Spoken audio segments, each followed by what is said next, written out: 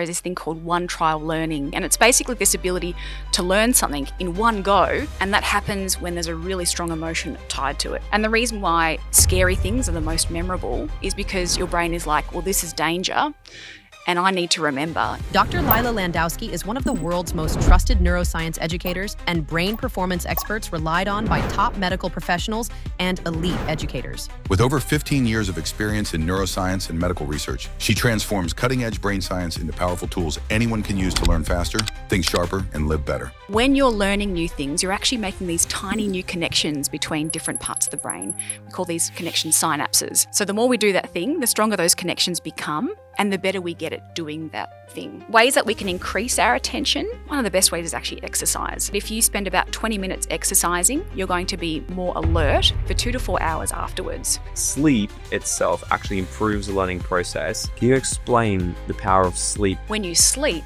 all of that short-term information then gets shuttled off into... All right, Lila, welcome to the podcast.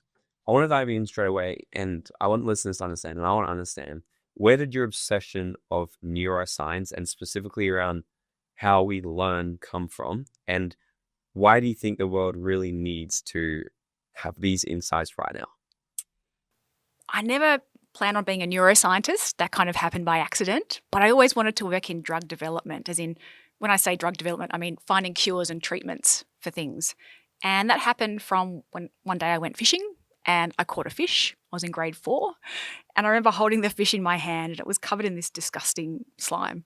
It was kind of like webbing between my fingers. I remember looking at it and thinking, wouldn't it be cool if one day I found some kind of a fish extract that could help people? Because I'd heard of things like, shark liver oil, and apparently that was good for your health. So that's where that idea really stemmed from. So yeah, I ended up in university studying towards medical research career. But then I was sitting in a neuroscience lecture, and sitting in that lecture, the neuroscientist who was delivering the lecture was talking a bit about his research. And I remember looking at the research and the data and thinking, I've got a different way of interpreting that result. So I went up to him and I was like, I've got this idea and I know how to test this idea. And that's how I ended up doing honours and a doctorate in neuroscience, to test that idea. And it ended up being right, which is exciting. But nonetheless, so that's how I ended up in neuroscience. But the love of learning really, it's been a lifelong thing for me. It's nothing more satisfying than gaining knowledge in different areas, but also through teaching students and seeing some students really struggle with learning, but also seeing that some of those things that they're doing wrong is just because they never got taught how to do it right. Yeah. So do you think that we could actually be a lot further ahead than as a humanity if we simply learn the skills around how to learn versus just working harder? Because it seems like that's, if you want to get ahead in life, you got to work harder. You just got to do it more, do it a bit bigger and better. Mm-hmm. So do you think if people actually learn the skill set around how to learn, we could actually be further ahead? I think there's a bit of both. It's perseverance and hard work, but also it's about learning and developing skills. So yes and no, we need both. So what's funny? So when I was putting all this together, and so I was super excited to have this whole conversation, because it's every time I talk to a neuroscientist, it's like, like I said, I could talk to you for a week. But because I like to think, I'm like, where did my whole drive come from? And it's probably a lot of in school, because in school, every single report card that came home to my parents said the exact same thing. Morgan has a lot of potential and could really, go farther in life. But if he just focused, paid attention, and actually tried to learn, he could be there. But he screws up. We have to kick him out of class all the time. I was always getting detentions. I was getting removed out of class, separated from my friends. So through school was a huge challenge for him. So when I graduated with one of the worst scores. Like I could never even go to university if I wanted. And now, I don't know if you know my story of it. Like I built a business. I was financially free by 23, made my first $1 million by 28, travel the world, do really cool shit now. And I bumped into one of my teachers the other day at Spotlight Officeworks. He's like, dude, I follow all of your stuff online. He's like, man, if there was anyone who finished in your grade that I thought would have been successful, you're the last one on that list. And I was like, it's just so funny, because I've had to really learn after school how I learn. And it's a complete different thing. So, and we were talking a lot about ADHD before. You're like, are you ADHD? And I'm like, I'm a self-diagnosed person. So can we even talk about that? Like, what are the similarities you found? Because a lot of people who listen to this podcast are entrepreneurs. What are the similarities you found with people who might have a hard time paying attention on a neuroscience level? Like, what are the commonalities you're seeing there? What are the super strengths we actually have? How might they be misunderstood in the past, and how can we sort of use that as our advantage to get further ahead in life? So attention's a really important sense. It allows us to focus on something. And if you're working in areas that aren't your passion, then it makes sense that you might struggle to pay attention to them. But one of the reasons why it's a lot easier to learn things that we enjoy is because it's not hard to pay attention to those things. So I guess if you have ADHD, it's characterized as one of the things is having difficulties with attention. But I don't think it's an attention deficit. Sometimes you have too much attention. And one of the great things about ADHD is this amazing ability for hyperfocus. So, especially if you combine ADHD with high IQ, you've got this sweet spot where you've got this ability to hyperfocus and pay so much attention to the thing that you're passionate about, understand it in exquisite detail, and do that in a way that a normotypical person would take, several times longer to do that. So really, it can be an amazing. I want to bring in what we were talking about off the record, because it's just crazy. So to give context, so my doctor did 120-page report on me the other day on my DNA test. Came back, I have a dopamine deficiency. He's like, this is probably why you like to jump out of airplanes for fun. And I'm like, that's interesting. I would like to do a DNA test across a whole bunch of entrepreneurs to see if the commonality between entrepreneurship is actually having a lack of deficiency in dopamine. And you are saying that there is. So what do you think? Are entrepreneurs created, or are they actually born? So I think there's a bit of both, but I think it's probably heavily skewed to you being born a certain way. So people who have ADHD and people who are entrepreneurs are all likely to be driven by certain rewards. And people who are entrepreneurs, like we know at least 30% of them are more likely to have ADHD as a diagnosis, but I think the reality is that number would be a lot higher because I think there's a lot of people who are not actually diagnosed with ADHD, but actually do have it. So people with ADHD have a tendency to have less dopamine in their circuits, which means they're more likely to be doing things that, adrenaline seeking and that kind of thing. So from that perspective, I guess you are hardwired to want to do that. I love this conversation because this is the first time, this is like a recent thing I've postulated of the last month, because I live in the world of you can do anything, so for anyone watching this who if they're like, oh, I don't have ADHD, does that mean I can be successful? I still live in the world that you can be doing, have anything you want, but I want to keep down the trend of I want to do more and more research and figure this out. But this is you're opening up the first sort of on a science level that people with ADHD have lower dopamine levels, then they actually tend to move towards things that give them adrenaline, one of them being entrepreneurship. So it's an interesting thing to think about.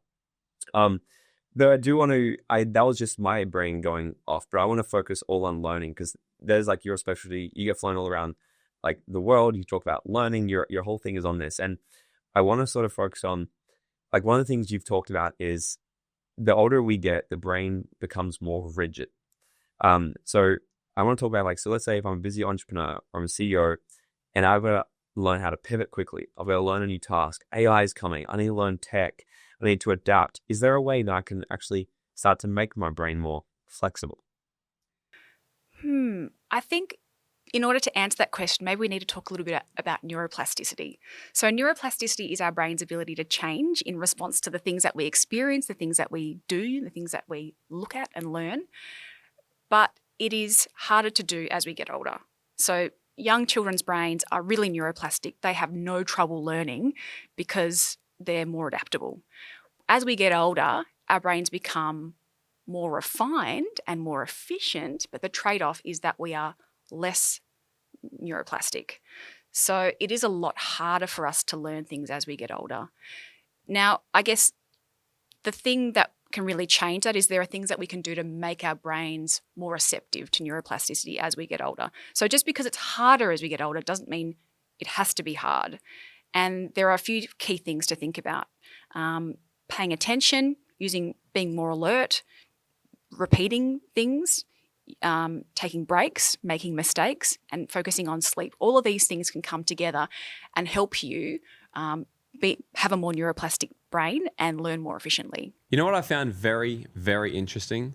That 97.8% of you that listen and view this podcast haven't yet subscribed. Now, if you're looking for the one way that you can actually help us build this show into something that's going to be absolutely incredible and life-changing for you, the one thing you can do is to hit that subscribe button, because it takes a lot of time, effort, and money that we put into this podcast to make it what it is. And we've made it very clear that we never want to run ads or sponsors or anything like that on this show.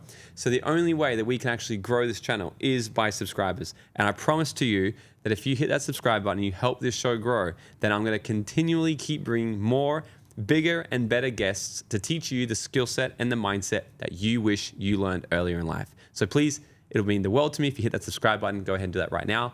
Now let's get into this episode.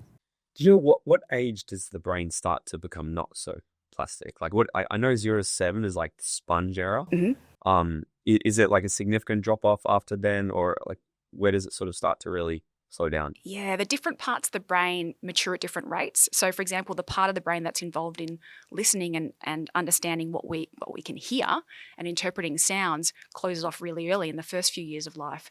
Then the language window, so our ability to learn and speak languages, starts closing off around age 7 and tapers off. But then the parts of the brain that are involved in our understanding of the world, our ability to socialize and fit in with society, doesn't really start developing until our teens and then tapers off in our mid-20s. And that's kind of an interesting thing, because we see brains start to shrink around age 11 for girls and age 13 for boys, which sounds like a bad thing. But what's actually happening is the brain is shrinking because it is becoming more refined. And as it's becoming more refined, then it's more efficient. So we see this thing during our teenage years, that kids are much more hardwired to be interested in things that are risky. So if I was to give you an example, if you're playing a slot machine, right, and you get $5, we get $5. But a teenager's brain gets $50 because their reward system is super, super attuned to reward. And the reason for that is as you're going through life at that age, you're learning about what's socially appropriate. You're learning about what people like, what people don't like. You're playing with other people, and you're learning what's, a good thing to do, what's a bad thing to say. And so you're finding out, you're creating this picture of the world and how to thrive in that world. So that's why that stage of brain development is really important during our teenage years. This is interesting. So would you say then that with your learning steps, so you mentioned the 6 before, which I want to dive into, I'm going to go really deep into this. So would you say with these 6 elements of like being able to speed up the learning process, even an older person, is this how they can hack their brain to actually learn at maybe not the same pace as a kid, but can they get back to a more plastic brain and be able to learn faster, better, deeper? Absolutely. Oh, okay. So I want to dive into this all then. So before we do, for the person who's convinced that you can't teach an old dog new tricks, or I'm just set in my ways, what's your opinion to that? I can understand how you'd feel that way, but that kind of thinking is really setting you back, because science shows us that you can learn new things, and it just takes a matter of preparing your brain in the right way. And I think one of the key things that we need to be thinking about is using tools like repetition. Whenever you see an old dog, the old dog will learn the trick if you do it enough times. So I guess that's my answer to that. Yeah, which that's the first one I'll talk about. So repetition is one of the 6 that you dive into. And yeah, I've even written a quote here. I remember when I went to my first ever business seminar, one of the speakers said, repetition is the mother of all skill. Repetition is the mother of all skill. Because they said to us, they're like, here, learn this sales script. And I was like, oh, but I can't learn this sales script. And then she just kept repeating this. And then I went home that night and I learned an entire 400 words of a script overnight, came back the next day, and I was like, holy shit. So repetition is the mother of all skill. We've all heard this. I want to sort of understand this. Is this something because I understand the more we do it, I guess our neurons they're connecting. Is this what's actually happening? Can you explain, let's just understand to you, what's happening when we are just continually repeating that? What's happening in our brain? Why does this work? Okay, so the brain just wants to be efficient, because it takes a lot of energy to function. It uses about 20% of our body's oxygen and nutrients. So it's a lot of work just actually thinking, right, and existing. And so it wants to conserve energy wherever it can. So the brain isn't going to want to spend energy where it doesn't have to. When you're learning new things, you're actually making these tiny new connections between different parts of the brain. We call these connection synapses. So the more we do that thing, the stronger those connections become and the better we get at doing that thing, whatever it is, building a skill, practicing something, typing faster, whatever it might be.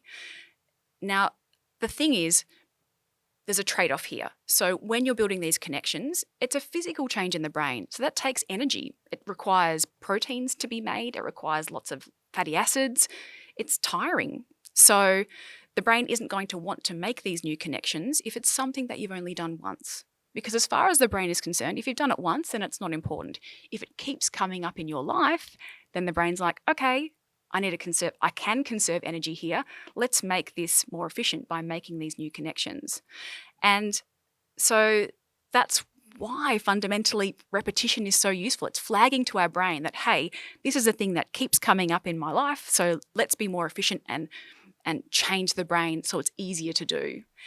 And we see this when someone, for example, is riding a bike through repetition. At first, you have to think really hard about balancing and getting the pedals and coordinating everything, but there comes a point where you do it autonomously. You don't have to think about it anymore. And the same thing is happening in the brain when you become an expert at something. You know, you're no longer thinking about unconscious competence. Exactly. And the same thing applies to so many different things in our lives. So if you've got someone in your life who's constantly negative, right? What they've done is by always thinking negatively, they've made those pathways stronger. Just going to ask this. And that's their autonomous way of thinking. It's like their riding of the bicycle. So the only way to break that is to then forcibly make yourself think of the positives in those situations. And eventually you can rewire your brain. So, because I'm literally about to run a 3-day program this weekend. And one of the things I talk about is this breakdown of like, because we do limiting belief changes. We do it rapidly. It's crazy. So I want to understand it from your point of view. So they're repetition over and over and over. Let's just say, let's take like a crappy thought. I can't do this. I'm not smart enough. They over and over and over and over. And so their brains create this wicked connection where it's super strong. Mm-hmm. What would be the process for the listener to actually go about starting to break that? Because from what I'm hearing, that I have to start doing the opposite a lot and start creating this. So can you break this down for us? What could they do to start break crappy thoughts? Yeah, I mean, part of it is getting rid of that negative self-talk and reminding yourself of the good things about you, and also setting yourself up for success. Have a checklist of things that you want to do, make them achievable goals and do them. And then remind yourself that, hey, I actually am great. I can do these things. I can succeed. And then you can start transposing that into other parts of your life as well. What about visualization? Because I know that there's a study that was done.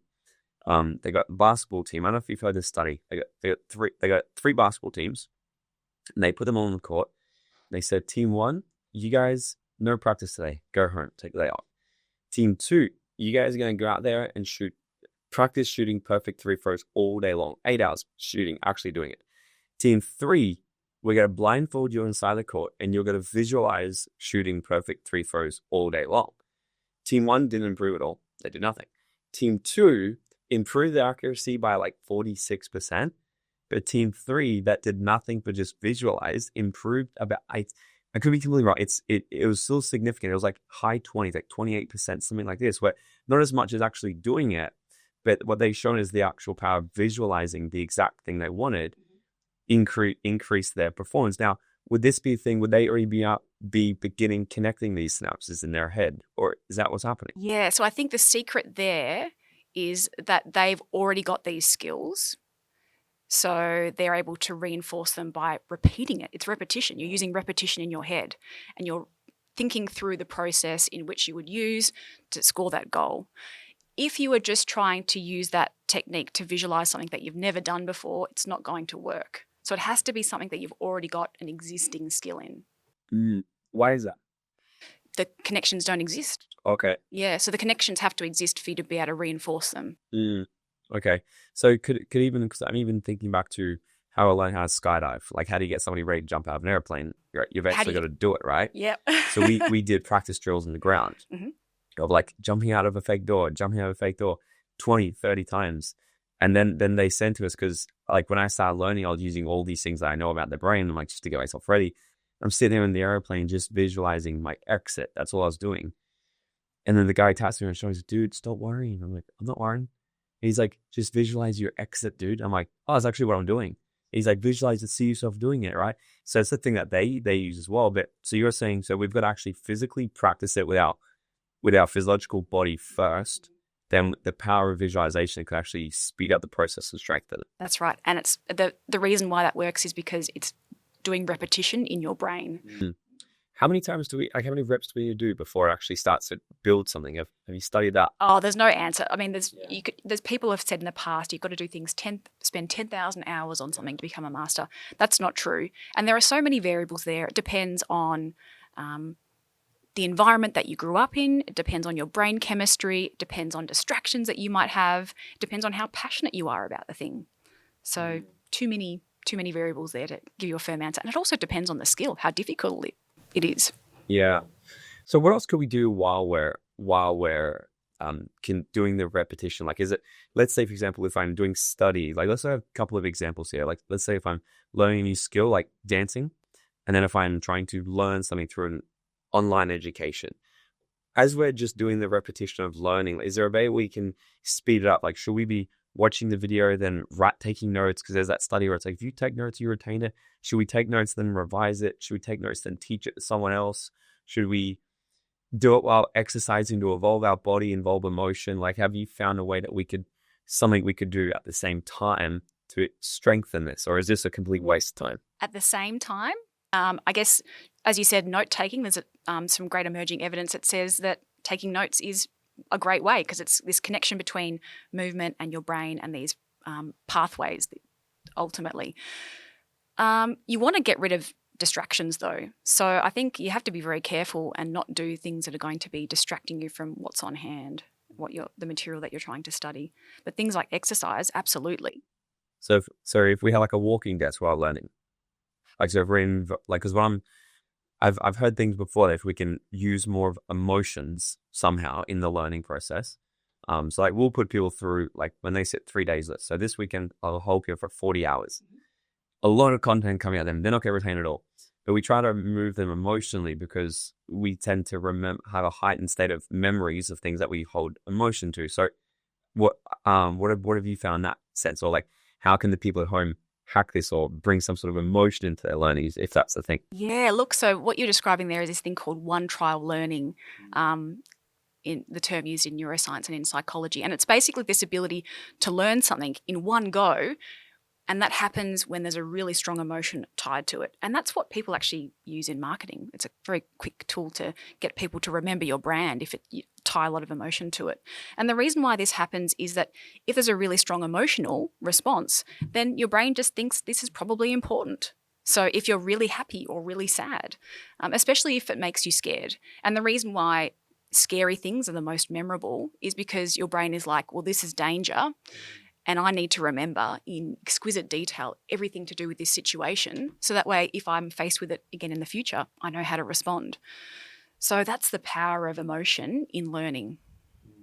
Okay, so repetition. Next one is attention. So you talk about we've got to get our attention. And Friday night, I was saying one of my mentors, Chase Hughes, he's neuroscientist, and he teaches specifically with interrogation and influence. And he's one of his number one things he said, to be able to influence anyone, you need their immediate focus.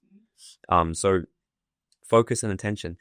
Now, this begs the question, how can we get the most attention from ourselves when we live in a world where we have endless social media popping up, we have Slack channels, we have kids, we have team, we have all these distractions? What can we do to, I guess, it's only a dumb question to say, how can we limit it? 'Cause it's just like close the door, turn your phone off and do that. But sometimes it seems easier said than done. So what have you found? Like, what's the tips you've got for us to really get the most attention so we stay attentive? Well, definitely put your phone on airplane mode so you don't get the alerts. If you're trying to really focus on a task, I mean, that's an easy answer. But, attention's a really important function. It's telling us that this is something that we need to focus on. And when we're focusing on something, we're getting rid of all the other information. So our brain has decided that this is what I'm going to put the spotlight on. And ways that we can increase our attention, one of the best ways is actually exercise. So we know that if you spend about 20 minutes exercising, you're going to be more alert and more attentive for 2 to 4 hours afterwards. So that's why people who go to the gym before work have a bit of an advantage, because they're going to have an easier time paying attention at work. And the reason for that is that the neurochemicals that are being released when you're exercising, things like noradrenaline, potentially dopamine, these are actually the same things that are involved in paying attention to anything. What's neuroadrenaline? Noradrenaline. It's like adrenaline, but it's a slightly different structure. But it does pretty much the same thing in the body. Is this like, would the normal person understand the difference, or is this just like a more scientific, like different chains or something on it? No, it's very similar in structure, slightly different, but ultimately very similar effects in the body and the brain. So adrenaline and noradrenaline. So any specific type of workout, or just a physical move? Like, do we need to break a sweat, or can we just go for a light walk for 20 minutes? Yeah, look, the best thing to do is you really want to get the heart rate up. So you want to have cardio. Some sort of so high intensity for 20 minutes. Ideally, in a perfect world. But that's what the study did. And I think in practice, we know that you can probably do a lot less and find a similar result. So let's just say, personally speaking for me, going up and down the stairs at work before an important meeting, that does the job. You get the heart rate up a little bit, and that allows you to pay more attention to that thing that you're about to do. So yes, the study said 20 minutes, but I think in reality, if you could just do 5 minutes, try it and see how you go. Yeah, and so about 2 hour focus period. Mm-hmm. Wow. And then after 2 hours, do another little hit workout? Yeah, potentially. Yeah, it's very fascinating. So it's good, because there's been talk of those 90-minute windows, and that's what I've heard some people say. I think it's called the Pomodoro. They do 25 minutes. I'm like, 25 minutes. I'm just getting ready. Like, I can do a 25-minute break. Like, but I can laser focus for like 90 minutes, and I found it's a pretty sweet window for me. Like an hour and a half, hour and 45 minutes. I'm pretty good. Then I can find my mind to like. And for me, I'll take. I'm not an intentional break, but I can find my brain going like slowing down or jumping task to task, and that's my cue. Like, go get a drink of water, go to the bathroom, go just have a quick walk around, and come back and refocus. What's the next task? Mm-hmm. And I can work in periods like that and get so much shit done. So I wonder if that's the I guess where that study sort of came from, like that 90-minute sort of increment thing off of that. Have you found a limit of how much we can learn a day? Like, I don't know, you can't quantify it, but like, have you found, like, is there a point where you like, there's just no point doing anymore after this period? Like, have we got a window of like, you can do it insane for like an hour or 2 hours, and after that, you're not retaining much? Is there anything like that exists? Look, I think it really depends on the individual. It's very, very much to the individual. Some people might find that they can spend 45 minutes twice a day, maybe in the morning and in the afternoon, and that might be it. So that's you. Be kind to yourself, and that's just focus on that and do other tasks that aren't learning based around the rest of the day. It might be that you find yourself, so we have this thing called the ultradian rhythm where it's a bit contentious, but at the moment, science says we've got this ultradian rhythm. So every 90 minutes, we're going in and out of focus. So that means there's this sweet spot in the middle, which for like a lot of people might be 45 minutes where they can, pay good attention to something. And maybe like there might be 8 right in the absolute, middle of that, which is, the sweet spot. But other people, depending on your neurotype, you might function a little bit differently as well. So I think rather than being prescriptive and saying this is what you can and what you can't do, maybe just also trust your body and know what works for you, and be kind to yourself as well. Because I think sometimes people think that they're not doing enough, but they're actually just doing the best that they can. Yeah, okay. So I want to use me for an example. So I'm an absolute psychopath for learning. Anything with that I can just learn to advance in something, like I'm on. Like books, podcasts, everything, anywhere. Like there's never usually like silence in my ears. If there's a gap, there's 10 minutes, I got a podcast or a book or something. I'm just filling my brain up. So I really lay on the repetition cycle to learn. Like, so I won't read a book just one time. I might listen to half the book 10 times because typically there's only a few things you get from a book anyway. You don't Mhm. get the entire thing. But if I go to like, say, online courses, what's my best thing that I should be doing to really retain as much as possible? Because I might be listening to this while driving. So I'm not actually taking notes. And then there's so much information. And I know I'm probably just missing some. So then what I do, I'll re-listen to it again. So I try to do the repetition. I just wonder if that's the most effective thing that I could be doing. Yeah, look, so there's this thing called cognitive overload. And so that's one of the reasons why we struggle to remember things when we're doing online learning or listening to a podcast when driving, and why we struggle to sometimes retain that information. So what that really means is that our brain has this limit of attention, and then it's deleting all the irrelevant information. But to put it this way, you've got a set number of neurons in your brain, right? And if you're putting it all on this task, you can't do task 2.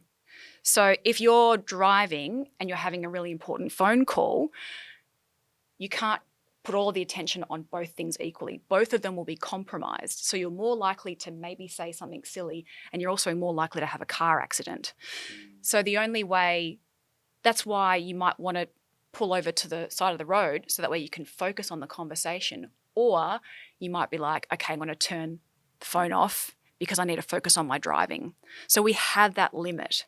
And that's one of the reasons why online learning, which is great in theory, but it's not that productive, because you have these distractions. You are getting overwhelmed with information. The dog's barking, your mum's calling that it's dinner. All of these things are happening. Driving through traffic, you're not giving it your full attention. Interesting. Okay, so it's probably better than listening to the radio still, but you're not maximizing it fully. That makes so much sense, because you ever been, you're driving, music's blaring, then you pull into the car park, you have to turn it down so you can see better. Yeah. That makes so much sense, because That's I the used to always cognitive joke with overload. my parents. I'm like, turn down so you can see better.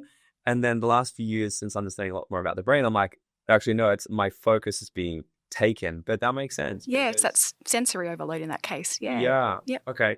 So is it true that stress, because it's one of your other pillars, stress can actually help us learn? Yes. And well, actually exercise is a stressor. So it's stressing your body out a little bit. It's building up your adrenaline.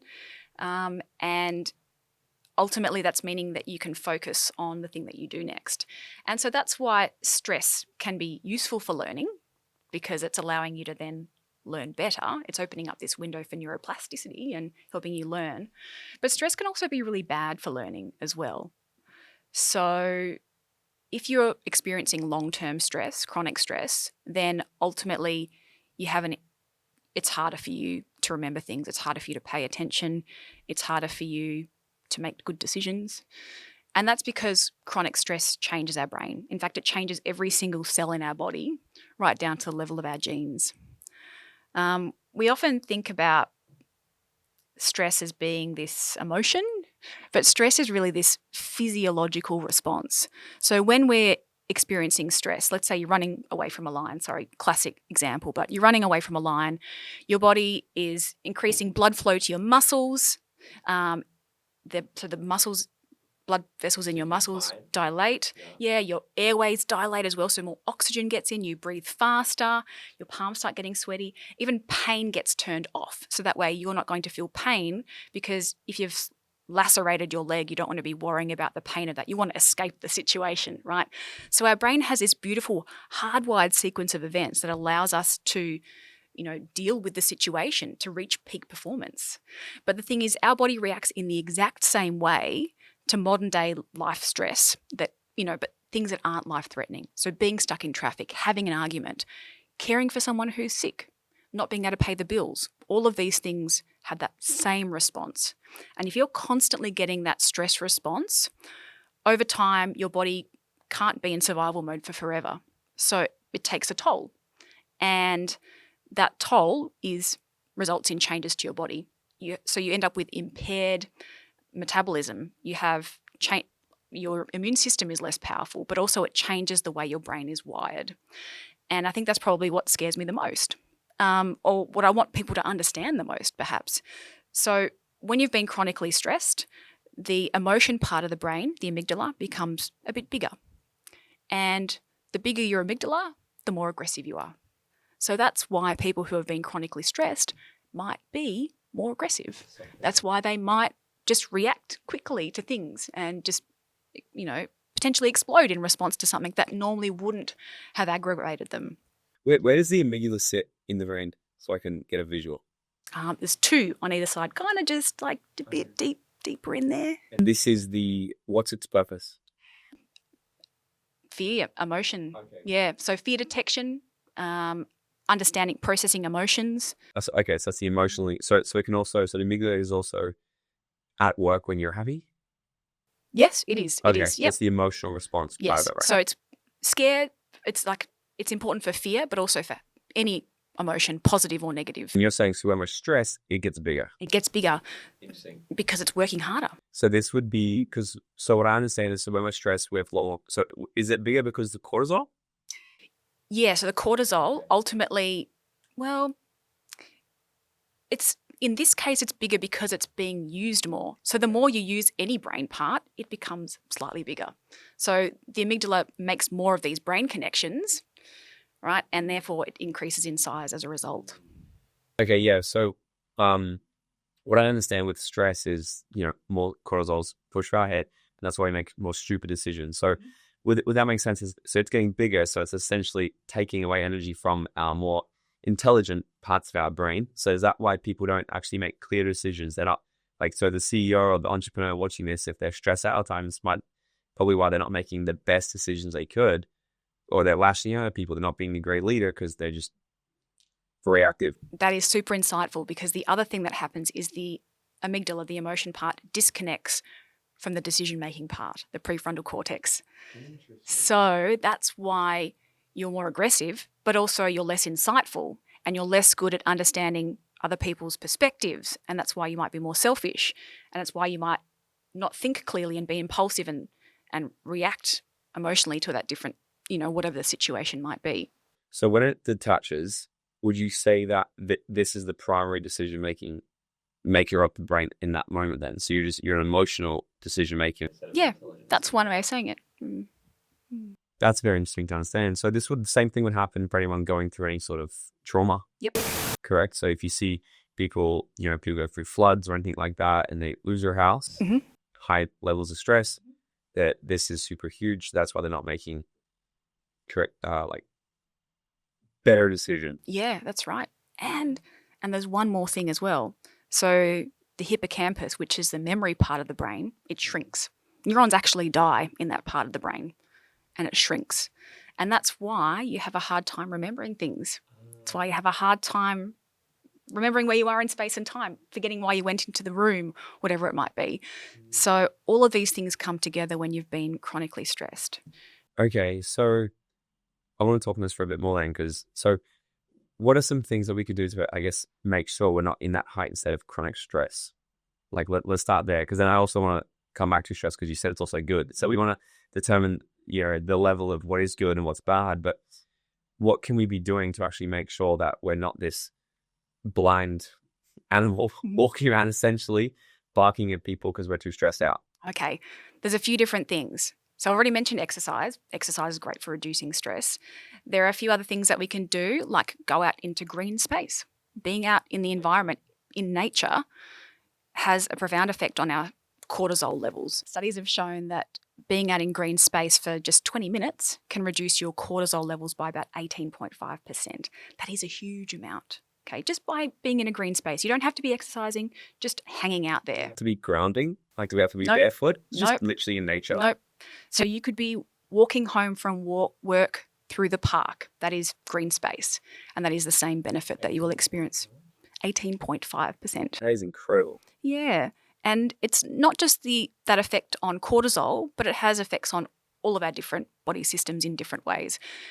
GPs in Scotland have been prescribing nature to their patients because the science on the impact of nature is actually so well established. It decreases metabolic diseases, cardiovascular diseases. You have less depression, anxiety, less all-cause mortality, like less risk of death, just from being in green space. Wow. Okay. So what's the good stresses then? Because you did say that stress can help us learn. So I'm imagining is this why an ice bath in the morning or cold exposure is good? Because that's a short hit of stress. Or what are the stresses we can be looking for to boost learning? So yeah, instead of doing exercise, you could just hop into a cold bath or have a cold shower. That's going to do the same thing in terms of stressing your body out in a brief way, but in a safe way, and improve that alertness ultimately. So you recommend cold exposures in the morning? Yeah. Yep. If we're like, let's say in the middle of the day, it's 1 o'clock, we just finished lunch, which I know you said also after we eat, we don't want to be learning after we eat. Why is that? So we have two different systems in our body that might be active. We've got the fight or flight one, which is the stress one, which is also important for our attention and our alertness.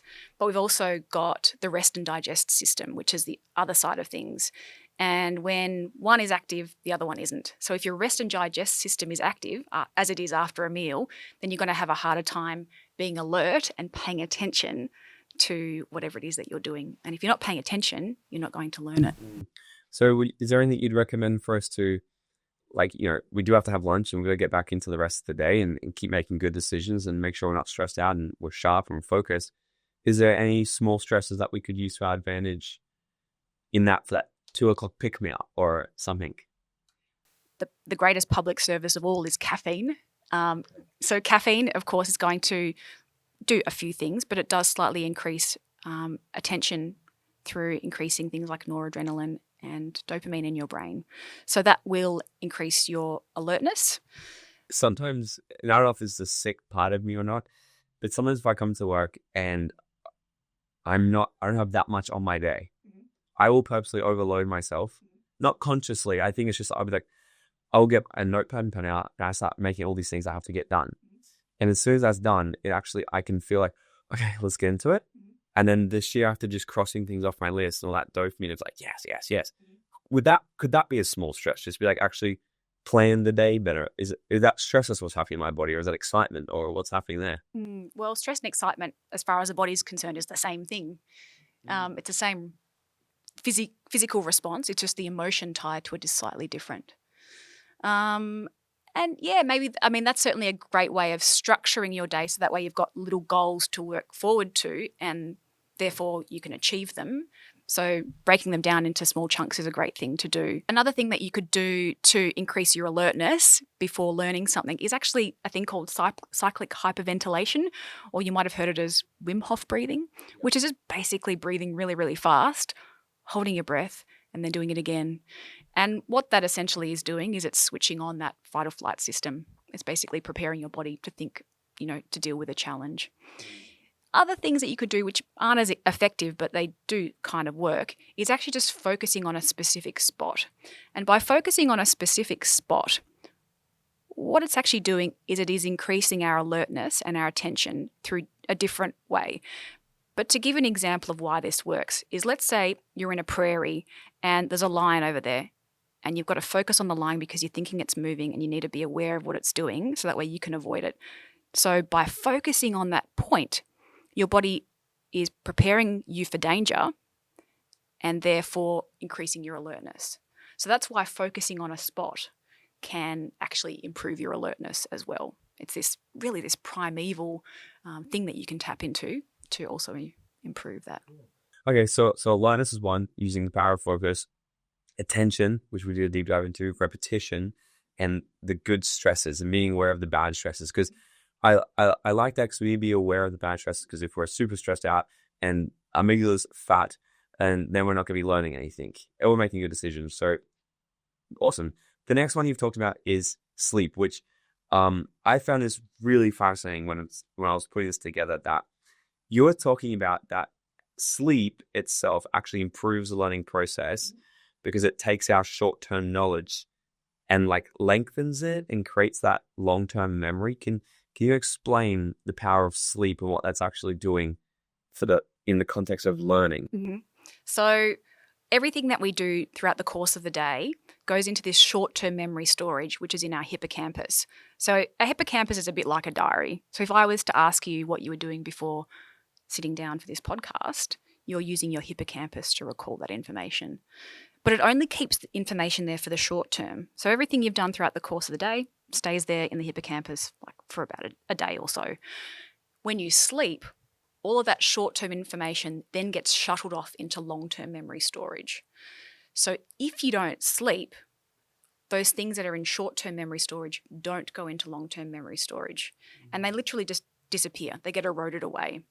And that's why people who are cramming for an exam, for example, cramming for some sort of test, you spend all night studying for the test, and then you do it, and maybe you do good in the test. But now try and think about what you studied for in that test.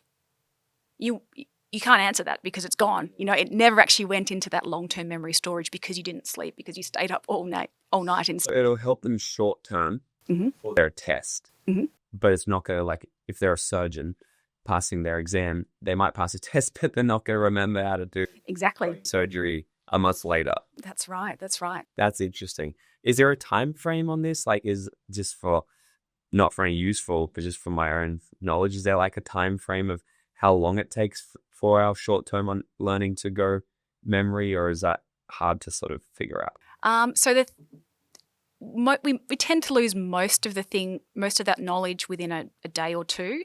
So if you don't sleep within a day or two, it's gone.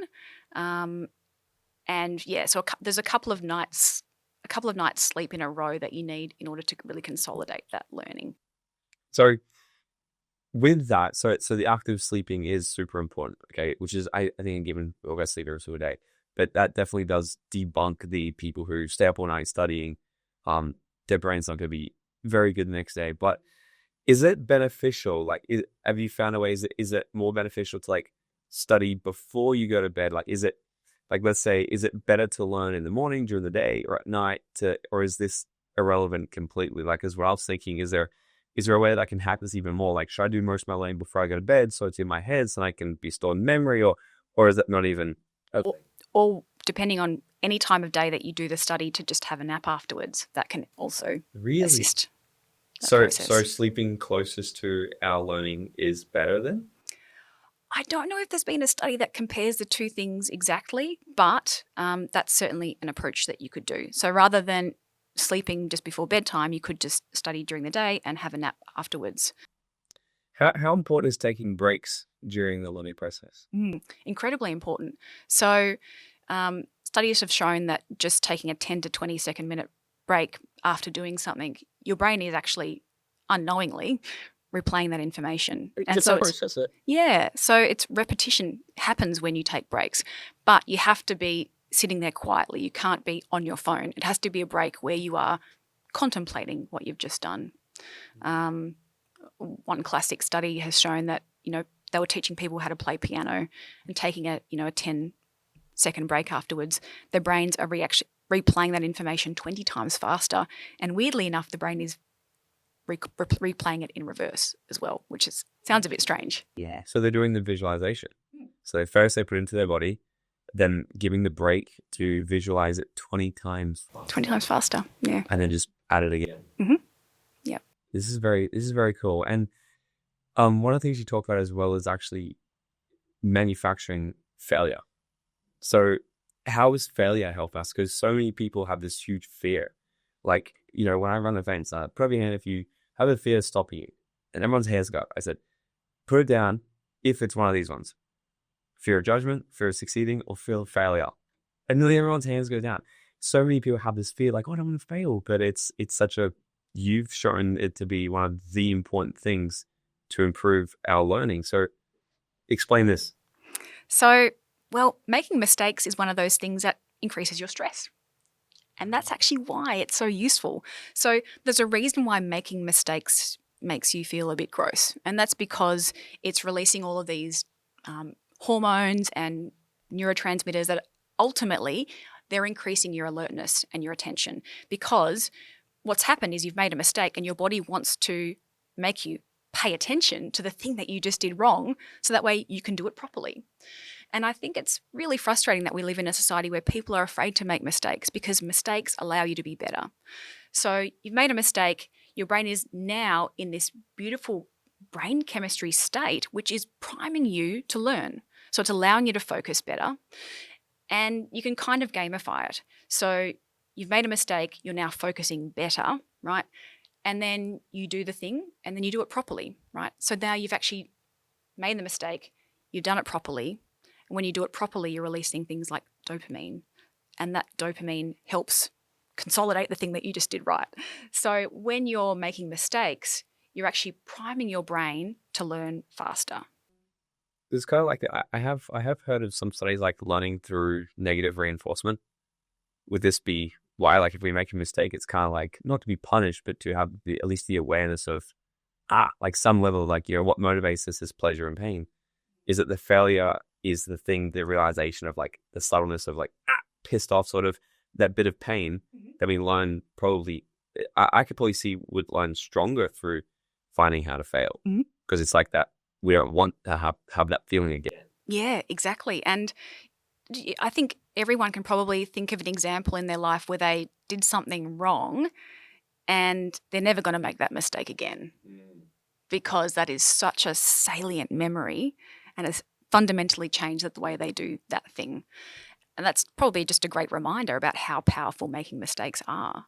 So I remember the first time we went snowboarding, we went over to New Zealand. We took a whole bunch of people over, and me and my friend actually ran like a little tour. It was me and my friend, like a group of girls, actually. I don't know how it worked out, but for some reason, only women came on the trip.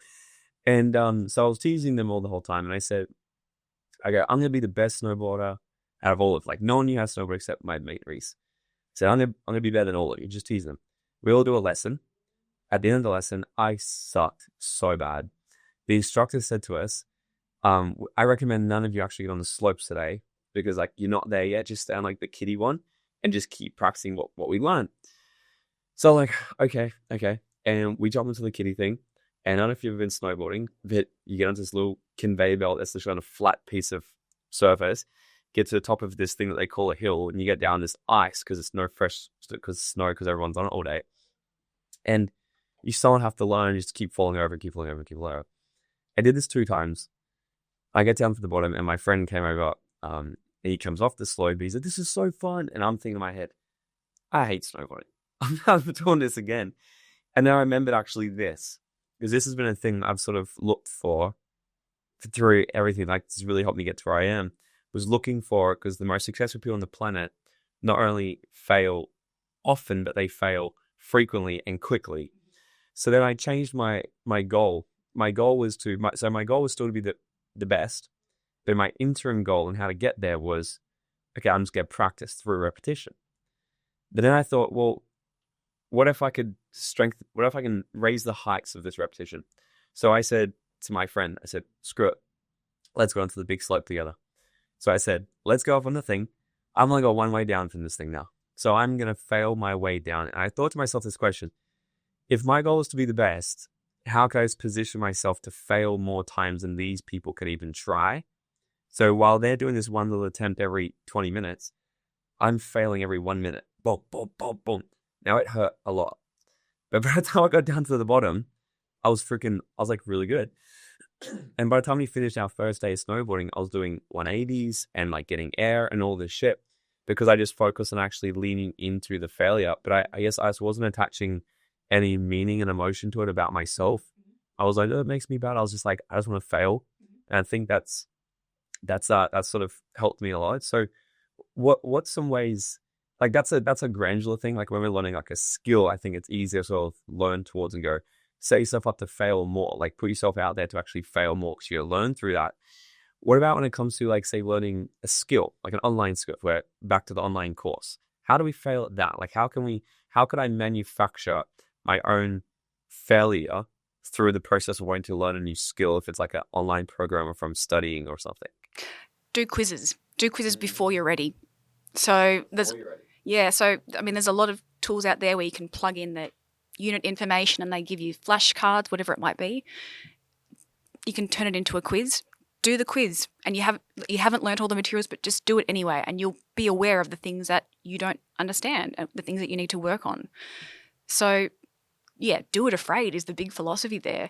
And I think what you were saying there about the skiing was really powerful, because, if you make a mistake and you feel anxious and you walk away, well, you're actually teaching your brain to associate mistakes and that feeling of anxiety that you have when you make a mistake with failure. And you're training your brain to just associate mistakes with failure, which I think so many people do. But if you keep going and keep skiing, you're reminding yourself that actually it's not failure, it's just part of the process, right? So you kind of trained yourself to stop thinking about it as a failing of yourself. And that's fundamental, I think. Yeah. I reframed it a while ago to no such thing as failure, only feedback. Because every time I would attempt something, I would either win or I'd find data on how to make it better next time. And that helped me so much. Just be like, oh, okay, next time don't put my foot like that. Don't lean that way. Do it like this. Stop doing it. And I would learn a lot more through that. If you learn through falling on your tailbone, you do learn faster than getting down to the bottom. Okay, so I want to zoom this out, big picture for everybody then, and do like a go over your 6 pillars again. So if I want to absolutely supercharge my learning process of a new skill, a new talent, how can I bring these 6 pillars of attention, alertness, sleep, repetition, breaks, and failure into it all? Like, can you give us like how can I bring it into my day to day and be somewhat aware of a little bit of each one of them? Well, knowledge is power. So now you actually know the things that you require. You'll be aware of them and you'll be aware of implementing them and putting them into your day. So attention, you can increase your attentions through things like focused attention meditation, which is really where you're meditating and you're thinking about a different body part, but that increases your attention. You could increase your attention and alertness through exercise. You want to take caffeine as a way of increasing your attention and alertness. Don't be afraid of making mistakes. Mistakes help you be better than the person you were yesterday. Make sure you prioritize your sleep. If you're sleeping, you'll be more alert, but also you'll learn the information that you did. Take breaks and repetition, and not just repetition on the day that you're learning that whatever it might be. Repeat it over multiple days. So when you're repeating it over multiple days, remember you've slept in between. So you've already partially consolidated that knowledge. So every time you repeat it over multiple days, you're building on that information. So studies have shown that it's better to spend, 1 hour on 2 different days than spending, 2 hours on one day. So that'll be doing your repetition of whatever it is that you're learning. So yeah, spend the same amount of time, or the amount of time on 2 different days rather than spending twice as much on one day. What did they come up to? Like, why did that work? Why is that the way? Is it just because it's another rep? Well, it's because you sleep in between. So when you're sleeping, you're able to, the next time you revisit that information, you're building on what you already know. So you're not starting from nothing, you're starting from experience. Yeah. Have you found a difference of our different brain waves? Is there a certain state that's the best one to be in to hyperlearn? Because my understanding is, like, I do a lot of hypnosis and stuff like this. So my understanding is if we can reprogram our mind during night times, but it's not necessarily, you're not going to put on a recording on how to ride a bike and know how to do that, but you could reprogram thoughts and beliefs and stuff because we change our brain waves. But have you done studies on that, or have you seen studies on a certain brainwave to be in that can increase learning? So most of our learning and consolidation happens in that really light phase of sleep called REM sleep. So we go in and out of deep sleep and REM sleep about every 90 minutes overnight. So you go REM sleep, deep sleep, REM sleep, deep sleep. And when you're in that REM phase is where you're mostly consolidating that information. So the longer you're asleep and the more of those phases of REM sleep you have, then the more you're going to be consolidating that information. So REM is the consolidation of what we learned when we're awake. Okay. And although I should clarify, so when you're learning a skill, like we call it a motor movement, but like a physical skill, like playing a sport, whatever it might be, more of that happens in the deep phase of sleep. So different phases of sleep do have different functions. How about when it comes to goals? Knowing what you know as a neuroscientist, what do we need to know about the brain to set and achieve goals bigger, better, and faster? Well, I think number one, they need to be achievable. So breaking down goals into smaller increments so that way you can see progress as you go and get that dopamine hit because you've achieved something can be really useful. But I think something that is really hard for many of us to do is actually to think of the bigger picture. And that is because if you're in a state of constant stress, you're only thinking of tomorrow. You're not thinking of next year, the year after. Because ultimately, when you're in that state of chronic stress, your brain is thinking about now. It's thinking about tomorrow. It's thinking about paying the bill tomorrow. So it makes it a lot harder to be able to be goal-oriented. But by the same token, like, if you're doing things and you're thinking about things in a positive way, and if you were thinking that you could do anything without the constraints of what you know about yourself, why not tell yourself that you can achieve this? Why not tell yourself the nice story for yourself? Tell yourself that I can do this thing, because you're preparing, you're creating a positive mindset, which reduces stress. But also by telling yourself that you can't do something, well, it's kind of a self-fulfilling prophecy, because you're stressing yourself out and you're making yourself less likely to achieve that goal. So it's almost like we have to find a baseline, like a foundation, like a healthy foundation where we're actually excited versus stressed, not reactive, we're responsive. So if we're not there, that's not even going to be productive. Yeah, it's tricky, because I think so much of what we do depends on whether our other needs are met. Like, if we're worrying about paying the bills or having shelter over our heads, then it's hard to think about planning to the future. So what can somebody do in that state? Because if I take myself back to my early years as an entrepreneur, when I wasn't in the position I am now, it was stressful. And I was thinking, shit, I hope I can close this deal. I hope I can grow my business to afford to live. And I can remember actually being there trying to visualize my goals and manifest and do this. And it's almost like there was this invisible tension in between me. And from what you're saying, it would make sense that I definitely was having this underlying of stress because, of like actually worrying about survival and living. What would you recommend for the entrepreneur watching this that might be in that state of they're there right now and they got and big ambitions, they got big dreams, but they still have the reality of like, shit, I got to pay bills this month. What would you recommend for them to, like, I guess, is there something that they should be setting their days up better so they can be in a better state before they execute on their goals? Or having realistic goals, but also having good habits. So setting yourself up for success starts from the moment you wake up. Actually, it starts from the day before by having a good sleep. So if you're thinking about working towards goals over the course of the day, then don't start your day looking at your phone, because you're getting a lot of dopamine from looking at these short, interesting videos on your phone. And when you're used to getting stimulation from an exciting video, then real life conversations with people aren't going to be as satisfying. And also ticking off things on your to-do list isn't going to be as satisfying. So starting your day by avoiding technology if you can, or at least avoiding, things like YouTube shorts or those short little videos, TikTok, that sort of thing. And maybe pair some of these things that you don't like doing, which are good for your success, with stuff that you have to do already. So, for example, if listening to podcasts is something that you love doing and you know you need to exercise because it's good for your brain, but you don't like exercising, well, tell yourself, I get to listen to the podcast while I'm going out for my walk. So you're habit stacking. You're doing the thing that you enjoy and you're getting, enjoyment out of, and you're doing it with the thing that you didn't really want to do.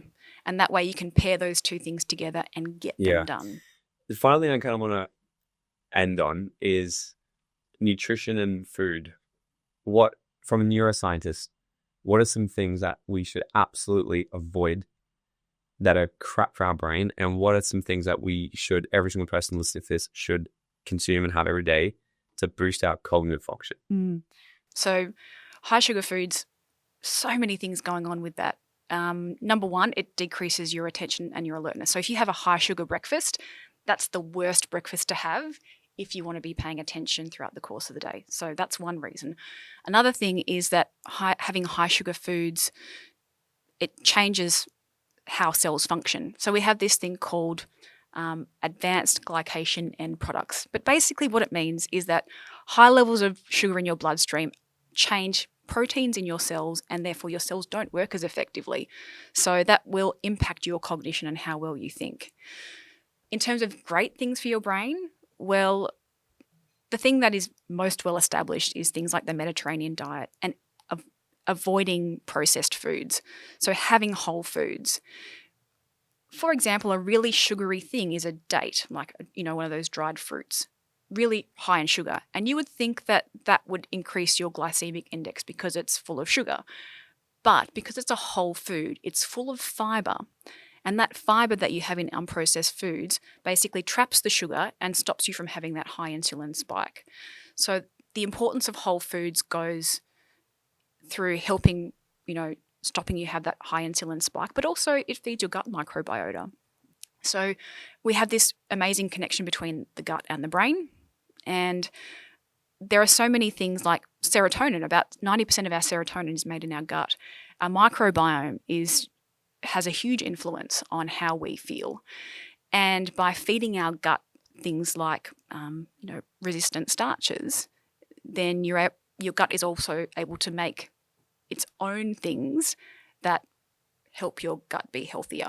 So, for example, our gut microbiome eat resistant starches, and they break it down into things called short-chain fatty acids, which sounds a bit gross or weird, but they're fantastic. Things like butyrate, which is a short-chain fatty acid, is the number one thing that our the cells that make up our gut use for energy. It's not sugar. It's these fatty acids that our gut microbiome makes.